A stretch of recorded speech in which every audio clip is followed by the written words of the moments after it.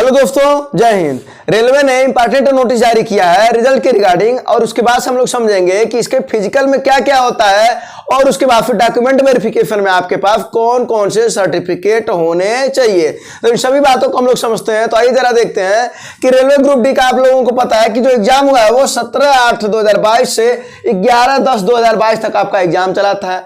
अब बात करें कि जो रिजल्ट का नोटिस जारी किया गया है रेलवे के द्वारा, वो आपको बता दें कि रिजल्ट कब तक आ जाएगा। तो दोस्तों वो 24/12/2022 तक आ जाएगा। उसने क्या बोला है कि 24/12/2022 तक। इसका मतलब है कि उसके पहले भी आपका आ सकता है, यानी 21, 22, 23 में भी आपका रिजल्ट आ सकता है, और इसका पूरे के पूरे चांस है, ठीक है ना। यानी 24 के पहले आपको रिजल्ट आ जाएगा। अब उसके बाद से बात करें अगर कि क्या इसका कट ऑफ रहने वाला, तो दोस्तों देखिए, अब इसका कट ऑफ की आप ज्यादा बात ना करते हुए हम आपको बता दें कि रिजल्ट तो आने ही वाला है। आपको पता भी है कि इसमें वैकेंसी कितनी है, 1,03,769 वैकेंसी है सभी रेलवे में मिला करके। और आप अपने जोन से हैं तो आप उस जोन में देख लीजिएगा कि आपकी वैकेंसी कितनी है। तो अब किसकी बात होगी, अब बात होगी किसकी, फिजिकल। यानी इसके बाद से अगर हम जब क्वालिफाई कर जाते हैं, यानी हमारा रिजल्ट आ जाता है, तो क्या हम फिजिकल क्वालिफाई कर पाएंगे, ये आपका एक प्रश्न है।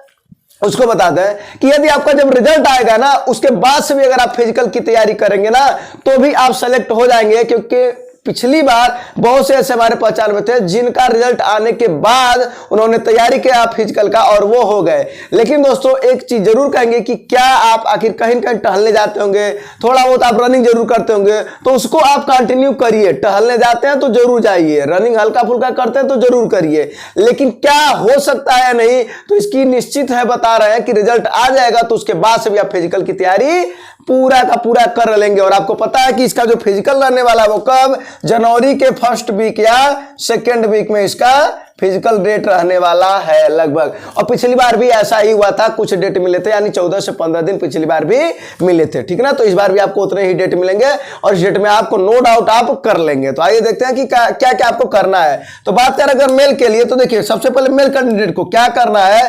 तो मेल कैंडिडेट को सबसे पहले क्या होगा, वहां पर जब आप जाएंगे जहां पर आपका फिजिकल सेंटर होगा, वहां पर आप जाएंगे तो सबसे पहला जो काम होगा वो ये होगा, यानी 35 kg का वेट दिया जाएगा, यानी बालू भरा रहता है बोरे में, और वही उठा करके आपको ले जाना होता है 100 मीटर 2 मिनट में। आप किसी भी तरीके से उसको कंधे पर ले जा सकते हैं, आप यहां पकड़ करके ले जा सकते हैं, जिस तरीके से भी, बस नीचे वो नहीं गिरना चाहिए। अगर नीचे गिर गया तो आप क्वालिफाई नहीं होंगे, वहीं से आप डिस्क्वालीफाई कर दिए जाएंगे। तो इसमें कोनो विशेष प्रॉब्लम नहीं आने वाली है, ठीक है ना, आप ये कर लेंगे।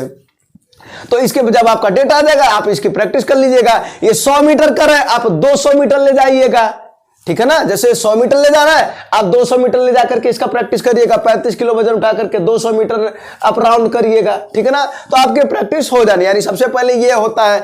उसके जस्ट बाद क्या होता है, उसी दिन तुरंत ही कुछ देर बाद क्या होगा कि 100 मीटर का आपका रेस होगा 4 मिनट 15 सेकंड में। यानी एक ग्रुप को पहले ये करा जाएगा और अगले ग्रुप का, यानी जब जिनका हो जाएगा उनको ये तुरंत करा जाएगा। यानी क्रम से काम ये चलता रहता है, एक ग्रुप पहले ये करेंगे फिर ये करेंगे, ठीक है ना। तो आपका सबसे पहला काम ये हो गया, दूसरा काम ये हो गया, यानी 100 मीटर की रनिंग होगी 4 मिनट 15 सेकंड में। तो क्या ये आपका प्रश्न होगा कि क्या हम अभी तक नहीं रनिंग किए हैं, तो क्या ये पॉसिबल है, हम कर सकते हैं? बिल्कुल कर सकते हैं। बस क्या करिएगा कि जब आपका रनिंग, जब आप इसमें क्वालिफाई हो जाए, पास हो जाए, और पास हो जाए, यही हमारी इच्छा है कि आपको पास हो जाए, तो उसके बाद से बता रहे हैं कि ये 1000 मीटर की जगह पर आप 2000 मीटर यानी 2 किलोमीटर दौड़िएगा। आप धीरे धीरे, यानी नहीं तेज तो धीरे धीरे दौड़िए, चलिए नहीं, लेकिन रनिंग करिए। अगर आप कंटिन्यू करेंगे ना तो निश्चित ही आपका ये रेस निकल जाने वाला है, इसमें कोई भी आपको प्रॉब्लम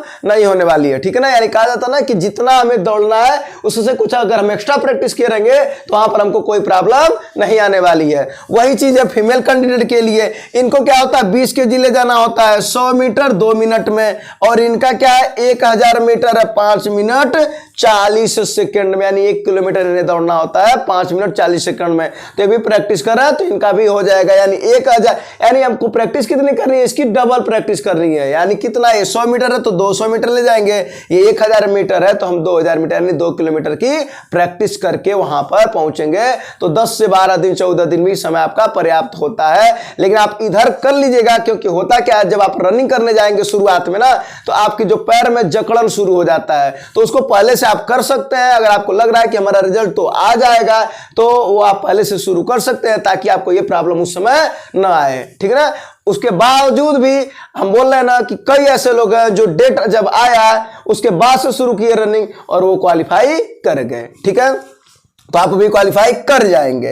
अब उसके बाद से बात आता है कि जब ये दोनों हो जाएगा ना, तो उसी दिन शाम तक आपका रिजल्ट आ जाएगा पीडीएफ के फॉर्मेट, और उसका आपका नाम लिखा रहेगा कि यू आर क्वालिफाइड, ठीक है ना। तो आप क्वालिफाई हो जाएंगे, ये उसी दिन होगा, उसी दिन शाम को रिजल्ट आ जाएगा। उसके बाद से क्या होगा, उसके बाद से आपका एक आएगा फाइनल मेरिट, यानी यहां पर तो एक जो इसका रिजल्ट है, यहां पर एक कट ऑफ आएगा। उसके बाद से कट ऑफ अब किसके लिए आएगा, फिजिकल के लिए। जब आप फिजिकल क्वालिफाई हो जाएंगे, उसके बाद से एक और कट ऑफ आएगा। उस कट ऑफ के बाद आपका डॉक्यूमेंट वेरिफिकेशन होगा, और उस डॉक्यूमेंट वेरिफिकेशन में के बाद आपका फाइनल सिलेक्शन होगा। और देखते हैं कि डॉक्यूमेंट वेरिफिकेशन में आपके पास कौन कौन से कागज होने चाहिए, कौन कौन से सर्टिफिकेट होने चाहिए। तो दोस्तों हम आपको बता दें कि सबसे पहले मेरे को आप बता दें कि आपके पास देखिए जरा सा कि हाई स्कूल के सर्टिफिकेट ये तो आपके पास है ही, कोई दिक्कत नहीं है। कास्ट सर्टिफिकेट आपने बनवा ही रखा होगा, डोमिसाइल यानी निवास प्रमाण पत्र आपने बनवा ही रखा होगा, ठीक है ना, क्योंकि इसका मिनिमम क्वालिफिकेशन है हाई स्कूल, तो इसमें आपके पास तो वो है ही।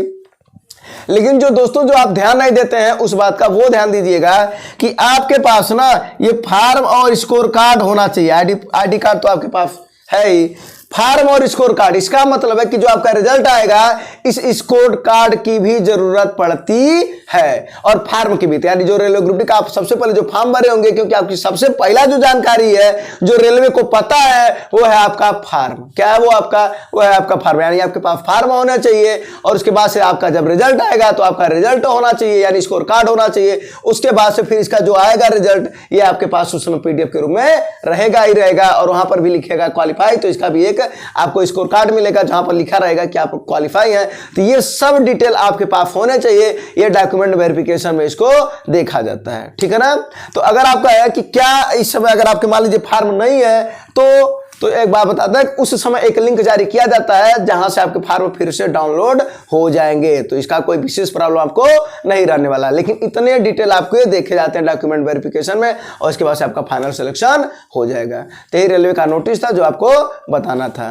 उम्मीद है आपको चीजें समझ में आएगा। अगर समझ में आएगा तो दोस्तों को शेयर जरूर कर दीजिएगा। धन्यवाद, जय हिंद।